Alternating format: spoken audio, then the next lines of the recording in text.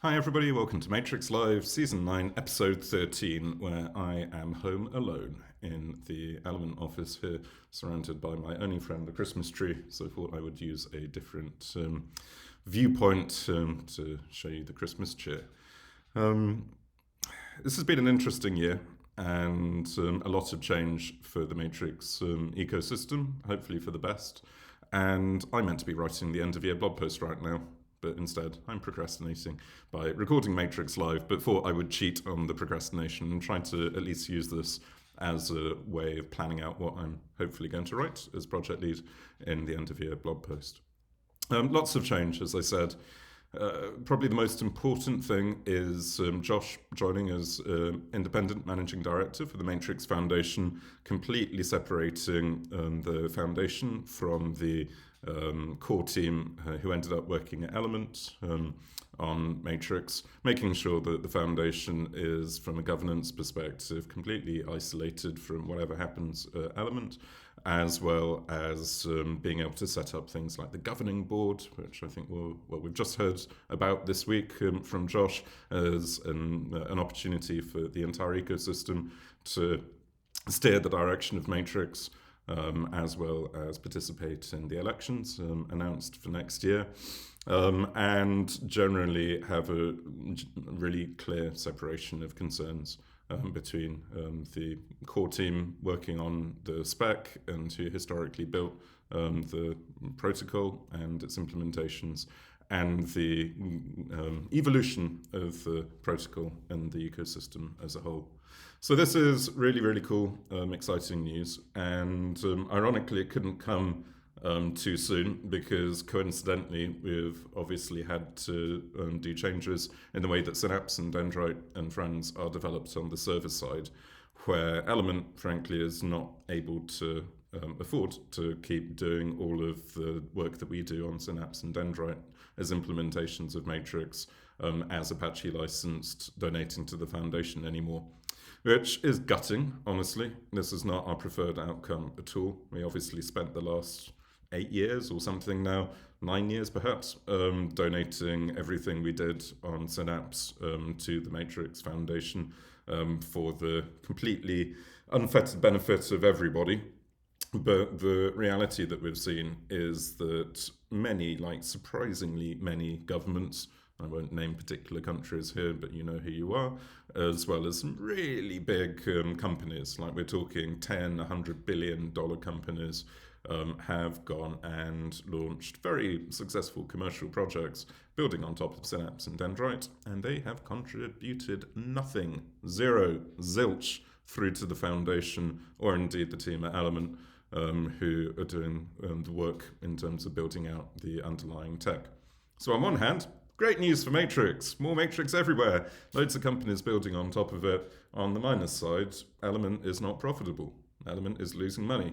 And in the current macroeconomic environment, going to investors and saying, hey guys, I've got a brilliant idea. Why don't you give us more tens of millions of dollars to go and basically underwrite a free R&D department for these huge companies who should be able to at least contribute a little bit themselves, isn't going to fly. So we have had no choice, unfortunately, on the Element side to say, look, going forwards, we're going to keep it all open source. Apache license, AGPL replacing the Apache license. So in some ways, even more open source than before. But the catch is that as Element, we will need to be able to sell AGPL exceptions to some of these big commercial players who are leveraging the tech at the moment. And we announced this last month, and we put it into place last week or the week before. I forget now. I guess, the week before. And this is a big shift, but we've done it now. Synapse lives now, at least on the Element maintained incarnation on the Element GitHub account. We've done everything we can to make the transition seamless so we don't break people's existing Synapse deployments. But it's a big change in terms of the code going forwards, being owned by Element and being licensed under the AGPL. Practically speaking, it shouldn't impact most people. It's only going to be something to think about if you are commercializing this, at which point you need to get in touch with the Element licensing team at licensingelement.io. The big controversy on this in the open source community has been that for this to work, unfortunately, we have to have a contributor license agreement that says that if you go and contribute things to the Element managed incarnation of Synapse, then you need to commit, you need to give Element the rights to be able to sell an AGPL exception, because that's the only reason we've done this, and otherwise it would make sense. We might as well just leave it as Apache licensed in the foundation. So the whole thing is an immediate attempt to go and fix the economics of developing Synapse and Dendrite so that we can afford to keep doing so and pay people to work on them. And this caused a lot of drama, which is, I think, my fault for not publishing the wording of the CLA up front. Everybody assumed that we were going to do some evil thing that was paving the way to relicensing everything as non-open source, like HashiCorp just did with Terraform and Mongo and Elastic and many others have done over the years. This is not the case. We are not under investor pressure to do this or to go open source or go commercial or proprietary or whatever.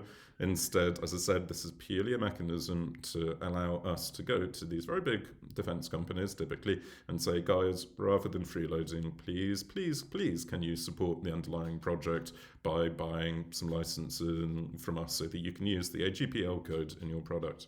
So that is what the CLA is there to do, so that if you contribute to Synapse going forwards, you have to sign this that says you let Element go and sell a copy of your code through to these people in order to allow us to or basically extract money from it so we can pay our salary to work on all the rest of the project.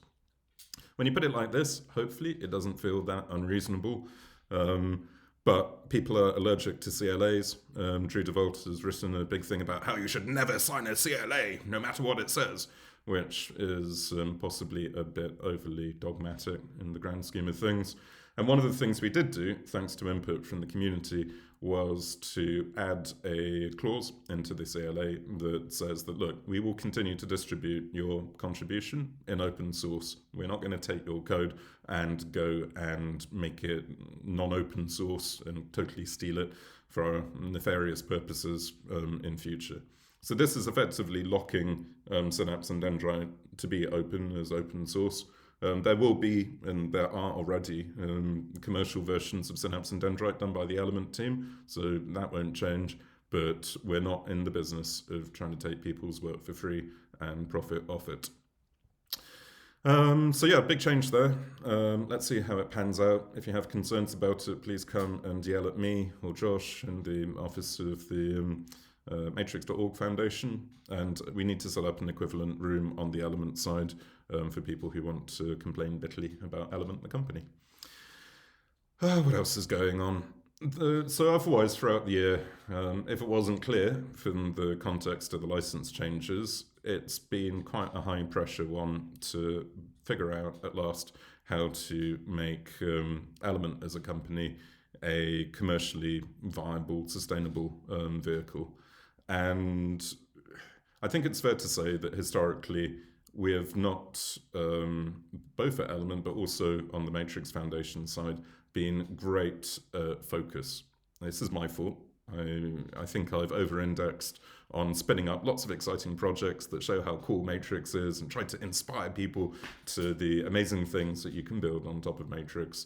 With the minor catch that sometimes the foundations are not as solid as they should be. And so we end up with crazy science fiction dreams like Third Room, Metaverse on Matrix, or peer-to-peer Matrix, where we don't need servers and all of this stuff.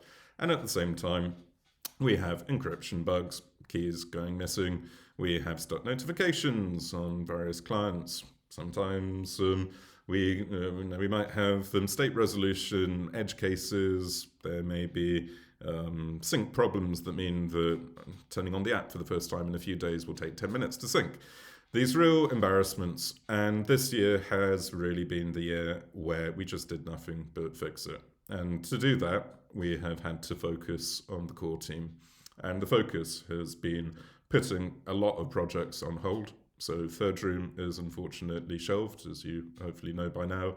Peer-to-peer Matrix is on pause. Account portability, which has been an amazing project that Devon has been pushing forth with pseudo IDs and crypto IDs, is temporarily paused and focus in favour of focusing on the mainstream work, the existing work. Hydrogen is also on pause for now.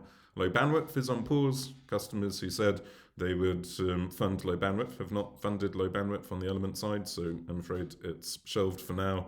Applications beyond chat of all flavors, so doing collaborative editing on top of Matrix and all that jazz, is also shelved. So practically speaking, this year, at least for the last half of it, but in some instances for the majority of it, the core team has just been focusing more and more on the core foundations of Matrix. And I dubbed this Matrix 2.0 in the FOSDEM keynote or main stage talk back in February. And that really has been where the laser focus is at. Matrix 2.0 doesn't exist as a standard yet. It is still a kind of hold-all term for the things which go into it, but it is fixing sync speed and login speed with sliding sync. It is scalable encrypted VoIP rather than the slightly wobbly, let's jam Jitsi in and hope for the best, and let's not really look too hard at the encryption or lack thereof. It is two-factor auth, multi-factor auth, and actual robust authentication via OIDC. And that is really where all the effort has gone. So it's been a real shift from years gone by where there's been loads of sci-fi running around. The sci-fi has unfortunately had to take a backseat, and we've just been focusing on trying to make the most robust front-end and back-end implementations possible around those features. So Rust SDK has been a huge part of that, acting as the sort of flagship client funded by Element on the Element side, but also at the heart of the foundation work. And it honestly looks to be working pretty well, looking at how Element X as the flagship implementation of it is behaving, looking at how Fractal 5 has successfully picked it up and shown that the community can build on top of Rust SDK 2.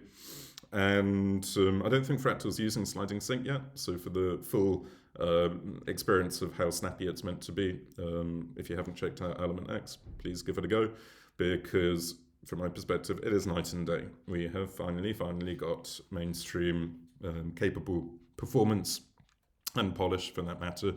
And whilst it doesn't quite have parity with the old Element apps yet, it's very close. And we shall see that in the coming months. I think we're hoping end of February is the current sort of vague timeline, roughly coincident with FOSDEM, to try to finish the core transition through to Element X by some metric. And this has been an interesting journey. Lots have been said about the transition to sliding sync. It's not perfect, it's too complicated. Again, my fault for designing it to be too complicated, but work is afoot to basically delete bits of the API in order to make it simpler without sacrificing performance. We haven't done it yet, but watch the space for updates on that. Also, some of the big missing features that have come together pretty recently include support for unread rooms, which landed on Nightly last night, although there is a bug on it, unfortunately. So if you're using today's Nightly on build 471 of Element X iOS at least, you will get stuck unread notifications, sadly. But I think the plan is to fix that by end of today. This is really exciting because it's surprisingly hard in the figuring out if a room is unread in Matrix is a pain in the ass. Now, Andy Ballum has done several Matrix lives on this very subject and also stuck notifications. But suffice it to say, in Rust SDK, for a change, we're trying to get it right in one place. And the challenge is that you have to go through the room having decrypted the messages, figuring out which ones are actually visible to that particular client. And basically, in the edge case, you might have to spider huge numbers of invisible messages until you find one that is visible in order to decide whether the room is read or unread. That could take a while. How do you do that in a snappy way? Blah, blah, blah. Either way, the code is there now, modulo a few bugs. So expect to see grey dots in element X in the near future to tell you which rooms are unread, which has by far been one of the biggest complaints that we've had about it. So exciting to see that come together. Also, backup for end-to-end encryption is finally there, turned on by default as of yesterday's nightlies on element X. I've been studiously dogfooding it for the last couple of weeks and can confirm after a couple of minor teething issues, it works really, really well. So you can now get at all of your old message history on Rust SDK-based clients thanks to the backup code. So basically, we're filling in the core missing pieces there on Rust SDK. Also, Element R is almost finished. Now, this has been literally years in the making. I think this time last year, we were hoping we had just landed it on the old iOS and Android Element apps. And this is the Rust native implementation of crypto stolen from Rust SDK, but embedded into the legacy classic Element apps. So we'd just done it on mobile this time last year. Web was meant to follow shortly afterwards, but web has been a lot more challenging than we expected to pull together. But I'm using it day to day now. It actually landed by default on develop.element.io about a month ago. So anybody who happens to have logged in the last month on Develop on Element Web, you are using Rust crypto, whether you like it or not. And we'll be turning it on by default for everybody, including migrating people over to it real soon now, once we have figured out the one remaining big issue, which is a horrific performance problem somewhere in the depths of IndexedDB when interacting with Rust SDK crypto, which means that it can take 20 seconds to do anything, which is a bit frustrating. But other than that, it is working really, really well. And we finally hit the nirvana where all of the main SDK stacks from the foundation and the element build on top of for element X and element R are using the same encryption implementation. And that finally gives us a single code base to fix any remaining bugs. Now, it's already radically improved relative to the triple disaster that we had across web, iOS, and Android on the old code base. But there are still edge cases where we are seeing issues. And we're taking a kind of twofold approach on this. One of which is an entirely new project pioneered by Keegan, one of the original Matrix core team, called Complement Crypto. And this is a full stack crypto testing architecture which goes and takes the Rust SDK and the JS SDK in Element R mode and fires it up against a real federation of servers in Docker and torture tests it. And it is the first time that we've done full crypto torture testing cross-platform with real servers and real network conditions in this end-to-end environment. And the idea is to basically replicate what happens when element X and element R talk to one another, or indeed any Matrix client built on Rust SDK talking to any Matrix client built on JS SDK with the crypto library to see what the failure modes are. And the sort of tests here are what happens if you just terminate the server in the middle of sending some encryption. What happens if you deliberately break the federation and you try to start a new encryption session with a server that doesn't exist anymore? What happens if you take a snapshot of the server, delete it, and restore it from backup? Will everything break? So it's all of those kind of really exciting edge cases, which we believe are the main ones causing the remaining crypto stability issues. One of the particularly, it's already found some bugs in terms of two-device reliability, which is good news. And if nothing else, the intention is to build out a whole bunch of failing test cases and then just fix the Rust crypto and the protocol for that matter, adding in more reliability mechanisms, etc., to try to force those keys through whatever weird edge case disasters have happened. So really exciting. Hopefully people are already seeing crypto improvements off the back of this. Certainly, if people are using Element X or indeed Fractal 5 and are seeing crypto problems between each other, tell us about it. Because whilst we will completely ignore legacy encryption problems involving old Element Web or iOS or Android, the new stuff should work. So if it doesn't, we are taking each report and digging into it one by one to make sure that we can see what on earth is happening if there are still issues there. So as Holmes would say, the chase is afoot. What else? Oh, the other big thing is that getting all the crypto in one place means that we can finally fix the user experience and the semantics of how verification works in one place rather than in triplicate. And one of the big changes that will be coming in the coming months of the new year is TOFU, trust on first use. So today, if you have untrusted devices in your chat room, you'll get a big red warning and it will say, oh, we're not sure about the trust here. Or indeed, if you haven't tried to verify people, they can add and remove devices at random and you don't really get any warning of this happening, which is terrible experience. So we've been promising this for ages, and it got very stuck, ironically, behind both the re-implementation in Rust and the Ra Holloway University mitigations we did the other year.